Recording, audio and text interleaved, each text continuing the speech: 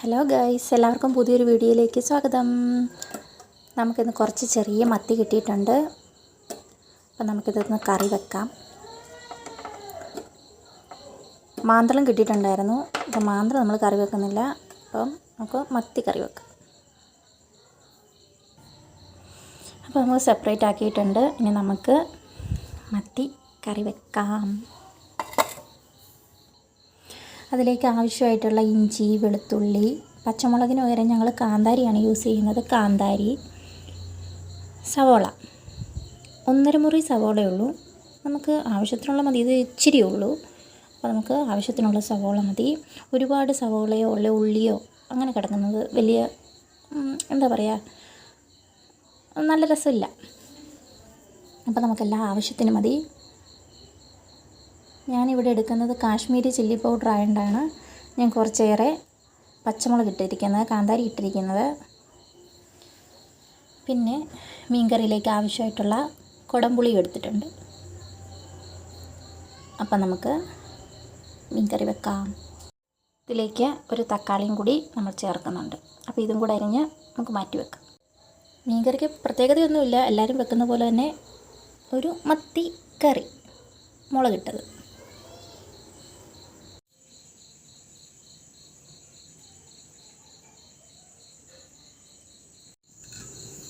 നമ്മൾ വിറകടുപ്പിലാണ് മീൻകറി വെക്കാൻ പോകുന്നത്.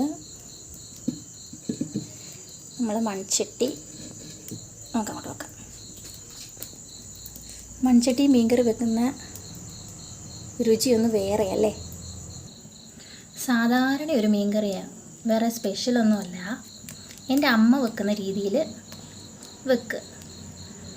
പക്ഷേ അമ്മ വെക്കുന്ന ടേസ്റ്റൊന്നും കിട്ടത്തില്ല. അത് വേറെ ലെവൽ. അമ്മ എങ്ങനെ കറി വെച്ചാലും സൂപ്പറാണ്. അത് നമ്മുടെ അമ്മമാർ വെക്കുന്നതുകൊണ്ട് നമുക്കെപ്പോഴും സ്പെഷ്യലായിരിക്കുമല്ലോ, അതായിരിക്കും. അപ്പോൾ ചട്ടിയൊക്കെ ചൂടായിട്ടുണ്ട്. നമുക്കതിലേക്ക് വെളിച്ചെണ്ണ ഒഴിക്കാം. നമ്മൾ ആട്ടിയ എണ്ണയാണ്. എണ്ണയൊന്ന് ചൂടാകുമ്പോഴത്തേനും നമുക്കതിലേക്ക് കടുകിടാം.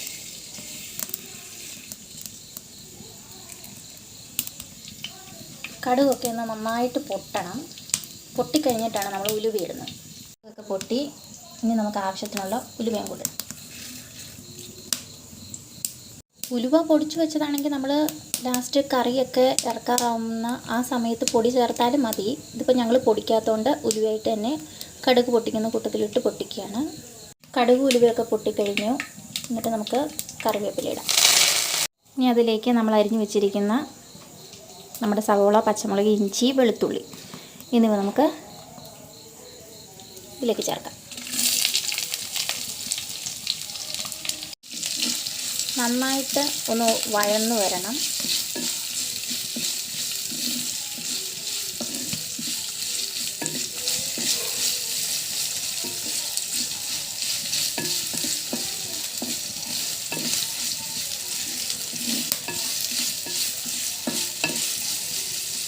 ഈ സവോളയൊന്ന് പെട്ടെന്ന് വഴകാനായിട്ട് നമുക്ക് ഉപ്പ് ചേർക്കാം. ഈ സവോളയൊക്കെ ഒന്ന് പെട്ടെന്ന് വഴണ്ട് വരാനായിട്ട് നമുക്ക് കുറച്ച് ഉപ്പ് ചേർക്കാം.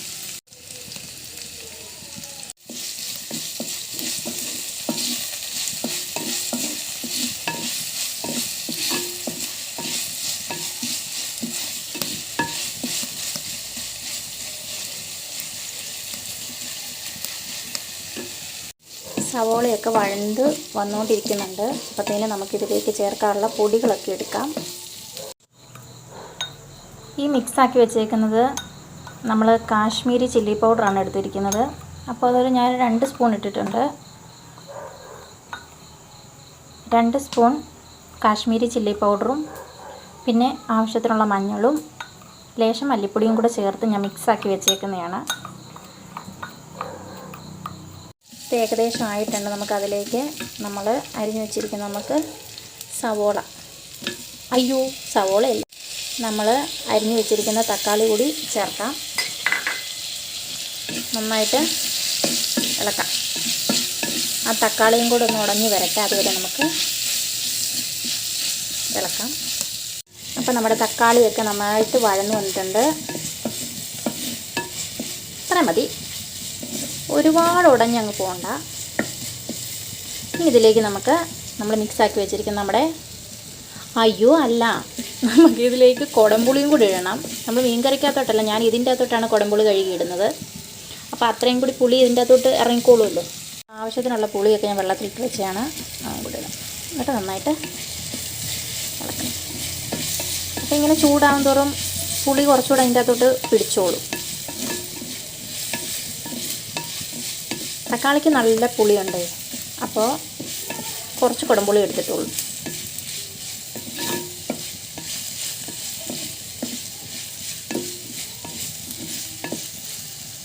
അപ്പോൾ ഇതൊക്കെ വഴണ്ട് സൂപ്പറായിട്ട് വന്നിട്ടുണ്ട്. ഇനി നമുക്കിതിലേക്ക് മിക്സാക്കി വെച്ചിരിക്കുന്ന നമുക്ക് പൊടിയെല്ലാം ചേർത്ത് കൊടുക്കാം. പൊടിയൊന്നും കരിഞ്ഞു പോകല്. ഒരു പച്ചമണം മാറുമ്പോഴത്തേന് നമുക്ക് അതിലേക്ക് വെള്ളം ഒഴിക്കാം. അപ്പോൾ ഇതെല്ലാം മാറിയിട്ടുണ്ട്, എല്ലാം സെറ്റപ്പായിട്ടുണ്ട്. അതിലേക്ക് നമുക്ക് ആവശ്യമുള്ള വെള്ളം ഒഴിക്കാം. കുറേശ്ശെ നമുക്ക് വെള്ളം ഒഴിച്ച് തിളപ്പിച്ചെടുക്കാവേ.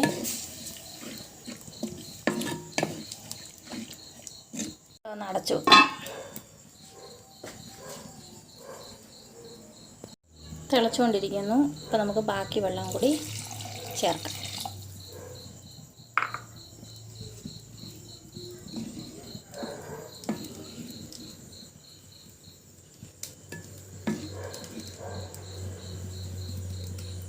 കുറച്ച് ഉപ്പ് ചേർത്ത് കൊടുക്കാം.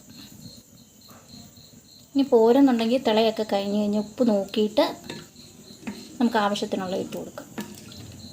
ഇതാ നമ്മുടെ മീൻകറി നല്ല സൂപ്പറായിട്ട് തിളച്ചുകൊണ്ടിരിക്കുന്നു. ഇതിലേക്ക് വേണമെങ്കിൽ ഇപ്പോൾ ഉപ്പ് നോക്കിയിട്ട് നമുക്ക് ഉപ്പൊക്കെ ആവശ്യത്തിന് ചേർക്കേണ്ടതൊക്കെ നമുക്ക് ചേർക്കാം. അപ്പോൾ മീൻകറിക്കുള്ള വെള്ളമൊക്കെ തിളച്ച് കഴിയുമ്പോഴത്തേനും നമുക്കതിലേക്ക് മീൻ കഷ്ണം ഇട്ട് കൊടുക്കാം.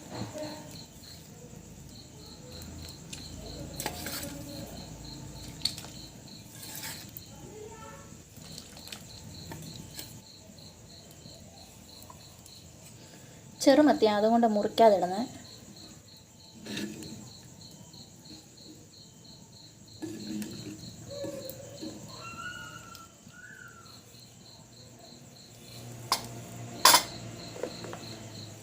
ലേശം ഉപ്പിൻ്റെ കുറവുണ്ടായിരുന്നു, നമുക്ക് ഉപ്പും കൂടി ഇടാം. മത്തിയൊക്കെ വേഗം വേകും. അപ്പോൾ നമുക്ക് അടച്ചു വെക്കാം, തിളക്കട്ടെ. ഇതാ നമ്മുടെ മീൻകറിയൊക്കെ നന്നായി സൂപ്പറായിട്ട് വെന്തുകൊണ്ടിരിക്കുന്നു. ചിലുമ്പിപ്പുളിയോ മാങ്ങയൊക്കെ ഉണ്ടെങ്കിൽ അരിഞ്ഞിട്ടാൽ സൂപ്പറായിരിക്കും.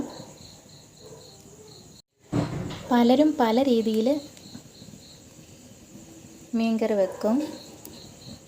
മുളകിട്ടത് ഇത് കോട്ടയം സ്റ്റൈൽ മീൻകറി. കാരണം ഞാൻ കോട്ടയമുണ്ട്, ഞാൻ വെക്കുന്ന കറികളെല്ലാം കോട്ടയം സ്റ്റൈൽ. ഇത് പാലക്കാടാണ് ഞാൻ നിൽക്കുന്നത്.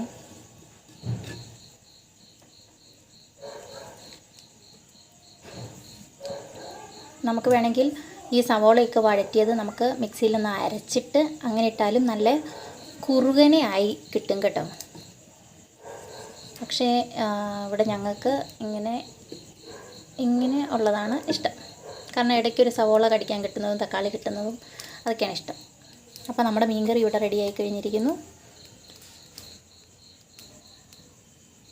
അപ്പോൾ നമുക്ക് അടുത്ത വീഡിയോയ്ക്ക് എല്ലാവർക്കും ഇഷ്ടപ്പെട്ടെന്ന് വിചാരിക്കുന്നു എൻ്റെ മുളകിട്ട മീൻകറി. അപ്പോൾ അടുത്ത വീഡിയോ ആയിട്ട് കാണുന്നവരെ എല്ലാവർക്കും ബൈ ബൈ, സീ യു.